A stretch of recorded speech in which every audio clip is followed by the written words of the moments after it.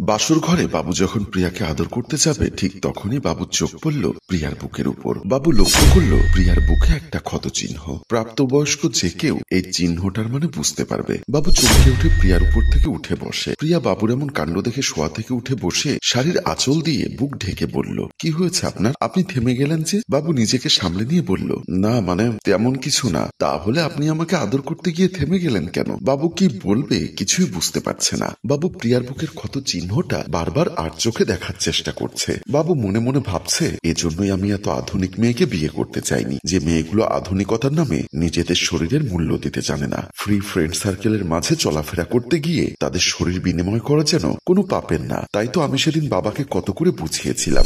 বাবা আমাকে একটি মেয়ের সাথে দেখা করার জন্য এই রেস্টুরেন্টে পাঠান, যার সাথে আমার পারিবারিকভাবে বিয়ে হওয়ার কথা। আমি তার জন্য রেস্টুরেন্টে বসে অপেক্ষা করছি। এমন সময় শর্ট ড্রেস পরা সুন্দরী প্রিয়া আমার সামনে এসে দাঁড়িয়ে বলল, hi, I am Priya, are you Babu? আমি প্রিয়াকে দেখে হা করে তার দিকে তাকিয়ে আছি। আমি প্রিয়ার সৌন্দর্য দেখে অবাক হচ্ছি না, আমি অবাক হচ্ছি প্রিয়া যে ড্রেস আপ পরেছে, এতে তার শরীরের আকর্ষণীয় অংশগুলো স্পষ্ট দেখা যাচ্ছে। আমি কোনো কথা বলছি না দেখে প্রিয়া আবারও বলল, কি হলো? আমি আপনার কাছে কিছু একটা জানতে চাচ্ছি। আপনি কথা বলছেন না কেন? আমি স্বাভাবিক হয়ে বললাম, জি আমি বাবু। আমার কথা শুনে প্রিয়া একটা মিষ্টি হাসি দিয়ে আমার পাশের চেয়ারটিতে বসে বলল, দেখুন বাবু সাহেব, আমি খুব ক্লিয়ার কাট কথা বলতে পছন্দ করি। যেহেতু আপনার সাথে আমার পারিবারিকভাবে বিয়ের কথাবার্তা চলছে, তাতে আপনার আর আমার মাঝে আন্ডারস্ট্যান্ডিংটা হওয়া জরুরি। আমি মাথা নাড়িয়ে প্রিয়ার কথা সম্মতি জানালাম। প্রিয়া আবারও বলল, আপনাকে বিয়ে করতে আমার কোনো আপত্তি নেই, কারণ আপনার বাবা আপনার সম্পর্কে আমাকে সবকিছু বলেছে।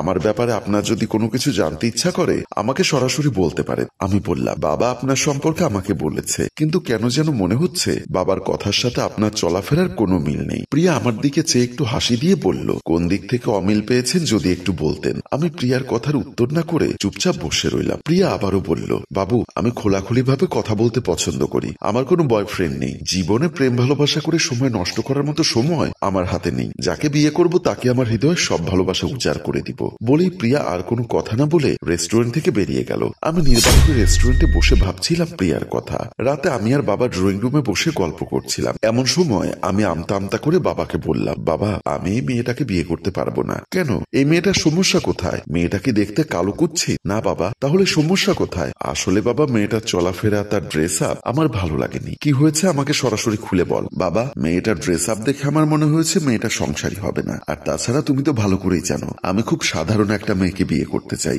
আরে পাগল, শহরের মেয়েরা তাদেরকে শহরের কালচারে মানিয়ে নিয়ে চলাফেরা করতে চায়। তুই কি দেখিস না ইউরোপ আমেরিকাতে মেয়েরা কিভাবে চলাফেরা করে?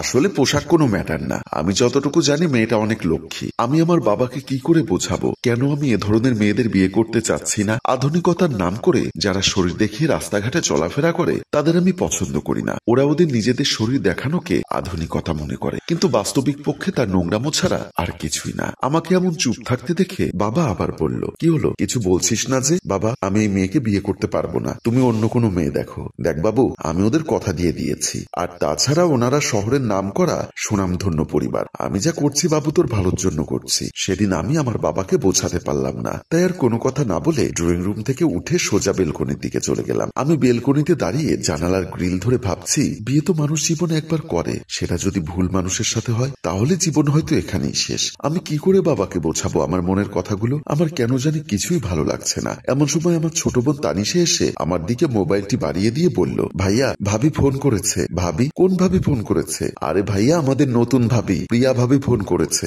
তানিশার মুখে প্রিয়ার নামটি শুনে আমি চমকে উঠলাম। আমি অবাক দৃষ্টিতে তানিশার দিকে চেয়ে আছি। তানিশা বলল, আরে ভাইয়া ভাবি লাইনে আছে, তুমি কথা বলো। বলেই তানিশা দৌড়ে রুম থেকে বেরিয়ে গেল। আমি ফোনটি হাতে নিয়ে হ্যালো বলতে ফোনের ওপাশ থেকে প্রিয়া একটা হাসি দিয়ে বলল, কি হলো? এত অবাক হওয়ার কি আছে? আমি কি আপনাকে ফোন করতে পারি না? আমি আমতা আমতা করে বললাম, কেন না, অবশ্যই পারেন। রাতের খাওয়া দাওয়া হয়েছে বুঝি? জি খেয়েছি। আপনি খেয়েছেন? জি রাতের খাওয়া দাওয়া শেষ করে তারপর আমি তানিশার ফোনে কল দিয়েছি। আমি আর কোনো কথা বললাম না। আমাকে নিশ্চুপ থাকতে দেখে প্রিয়া বলল, আপনি কি আমার সাথে কথা বলতে ইতস্ত বোধ করছেন? না না বলুন, কি জানতে চাচ্ছেন? আপনার ব্যাপারে জানার আমার কিছু নেই, যতটুকু জেনেছি তাতেই আমার চলবে, বাকিটা না হয় বিয়ের পর জেনে নিব। বাই দা ওয়ে আমি যে কারণে ফোন করেছিলাম। জি বলুন, কেন ফোন করেছিলেন? তার আগে বলুন আমি যে কথাটা বলবো সেই কথাটা আপনি রাখবেন তো? আমি কোনো চিন্তা না করেই বললাম, রাখবো। বলুন। কাল বিকাল 5টায় রেস্টুরেন্টে চলে আসবেন। আপনার সাথে আমার কিছু ইমার্জেন্সি কথা আছে। তাহলে এখন রাখলাম, গুড বাই। বলে প্রিয়া ফোনটি কেটে দিল। আমি আবারও ভাবনায় পড়ে গেলাম। মেয়েটা আসলে আমার কাছে কি চাইছে। মেয়েটার চলাফেরা, তার গেট আপ, তার স্ট্যাটাস দেখে কেমন অহংকারী মনে হলেও মনের দিক থেকে মনে হয় মেয়েটার ভেতরে অনেক মায়া আছে। কিন্তু দিন শেষে এরকম আধুনিক মেয়েদের আমি পছন্দ করি না, কারণ এরা আধুনিকতার নামে নিজেদের সমাজে যেভাবে ইস্টাবলিশড করে তা সমাজে বিশৃঙ্খলা সৃষ্টি করা ছাড়া আর কিছুই না। কলিং বেলের শব্দ শুনে দরজা খুলে দিল বাবা। বাবা দরজা খুলে দিতেই রুমে প্রবেশ করলো আমার হবু বধূ প্রিয়া। প্রিয়া রুমে প্রবেশ করে বাবাকে পায়ে ধরে সালাম করলো। বাবা প্রিয়াকে জড়িয়ে ধরে বলল, মা কেমন আছো? বাসার সবাই ভালো আছে তো? জি আঙ্কেল, আমরা সবাই ভালো আছি। আপনি ভালো আছেন আঙ্কেল? এই তো আর মা, বুড়ো বয়সে যতটুকু ভালো থাকা যায়। তা কি মনে করে আমাদের না জানিয়ে আসতে হলো যে? আসলে আঙ্কেল, আপনাদের বাসার দিক দিয়ে যাচ্ছিলাম, তাই ভাবলাম আপনার সাথে একটু দেখা করে গেলে ভালোই হবে। বেশ ভালো করেছো মা, বুদ্ধিমতী মেয়ের মতো কাজ করেছো। আচ্ছা আঙ্কেল, বাবু তানিশা ওরা কি বাসায় নেই? হ্যাঁ আছে তো। কইরে বাবু, তানিশা এদিকে আয়, দেখ কে এসেছে। বাবার ডাক শুনে আমি আর তানিশা দৌড়ে মেইন দরজার সামনে আসতেই আমি প্রিয়াকে দেখে চমকে দাঁড়াই। প্রিয়াকে প্রথম যেদিন দেখেছিলাম ওয়েস্টার্ন ড্রেসে, কিন্তু আজকে প্রিয়া পরেছে শাড়ি। সত্যি কথা বলতে শাড়িতে প্রিয়াকে অনেক সুন্দরী লাগছে। আমাকে হা করে তাকিয়ে থাকতে দেখে বাবা বলল, এভাবে বোকার মতো দাঁড়িয়ে আছিস কেন? যা আমার হবু বৌমাকে নিয়ে বাসার ভেতরে যা। না আঙ্কেল, আজকে আর বসবো না। আমার ছোট বোন তানিশা বলল, কি বলো ভাবি, তুমি আজ আমাদের বাসায় প্রথম এসেছো আর এভাবে দরজা থেকে চলে যাবে? তা কি করে হয়? তানিশা আর আমার বাবার খুশি দেখে নিজের অজান্তেই আমার হৃদয়ে প্রিয়াকে একটু ভালো লেগে যায়। বাবা তানিশা প্রিয়াকে পেয়ে যেন আনন্দে আত্মহারা হয়ে আছে। তারা হাসি খুশিতে প্রিয়ার সাথে কথা বলে যাচ্ছে। মা মারা যাবার পর আজ তানিশা আর বাবাকে এতটা খুশি দেখে নিজের অজান্তেই আমার দু চোখে আনন্দের জল টলমলো করতে লাগলো। আর সেদিন প্রিয়াকে বিয়ে করার সম্মতি জানাই। আমাকে এমন আনমনা বসে থাকতে দেখে প্রিয়া আবারও বলল, কি হলো বাবু, আপনি এমন আনমনা হয়ে বসে আছেন কেন? আমাকে কি আপনার আদর করতে মন চাচ্ছে না? ইচ্ছা করছে না আমাকে ভালোবাসতে? আপনার ভালোবাসা পাবার জন্য আমি জীবনের কতটা সময় অপেক্ষা করেছি জানেন? অপেক্ষার প্রহর গোনা শেষ করে আমি যখন আমার কাঙ্ক্ষিত ভালোবাসার মানুষটিকে পেয়েছি, তাহলে কেন আপনি দূরে সরে আছেন? আসুন আমাকে ভালোবাসুন। দেখুন, আমি আপনাকে বিয়ে করতে চাইনি, বাবার কথায় আমি আপনাকে বিয়ে করেছি, কিন্তু আপনাকে বিয়ে করা আমার একদমই উচিত হয়নি। কি বলছেন এসব? বিয়ে করতে চাননি মানে? এত মানে করবেন না তো।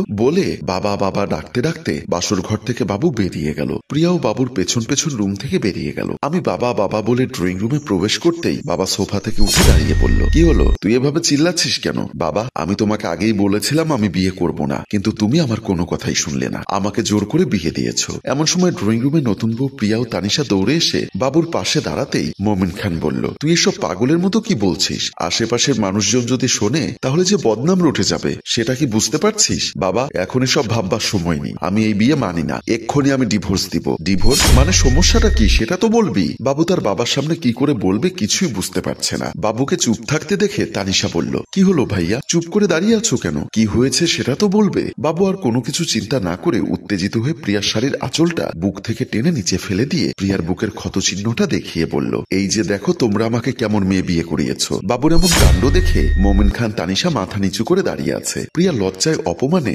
কান্নামাখা কণ্ঠে বলল, বাবু, আপনি যেটা মনে করেছেন আসলে বিষয়টা সবার সামনে না বলে আমাকে একান্ত জিজ্ঞাসা করতে পারতেন। আসলে আমার বুকের এই ক্ষত চিহ্নটা হচ্ছে আমার জন্মদাগ, যেটা আমার জন্মের থেকে এখানে ছিল। আসলে বাবু, আমরা কোনো কিছু চিন্তা না করে সন্দেহের উপর ভিত্তি করে অনেক কিছুই করে ফেলি। প্রিয়ার মুখে এমন কথা শুনে বাবু মাথা নিচু করে দাঁড়িয়ে রইল। প্রিয়া আবারও বলল, ঠিক আছে বাবু, আপনি যদি আমাকে মেনে নিতে না পারেন তাহলে আমি চলে যাচ্ছি। বলে যখন প্রিয়া চলে যেতে চাইল, বাবু প্রিয়ার হাতটি ধরে বলল, দাঁড়াও প্রিয়া, আসলে আমার বুঝতে ভুল হয়ে গেছে, প্লিজ প্রিয়া, তুমি আমাকে ক্ষমা করে দাও। সম্মানিত ভিউয়ার্স, কখনো কখনো আমরা চোখে যা দেখি তা সত্য নাও হতে পারে, তাই যা কিছু করবেন ভেবে চিন্তে করবেন। গল্পটির রচনা ও পরিচালনায় মোশাররফ হোসেন মৃদুল।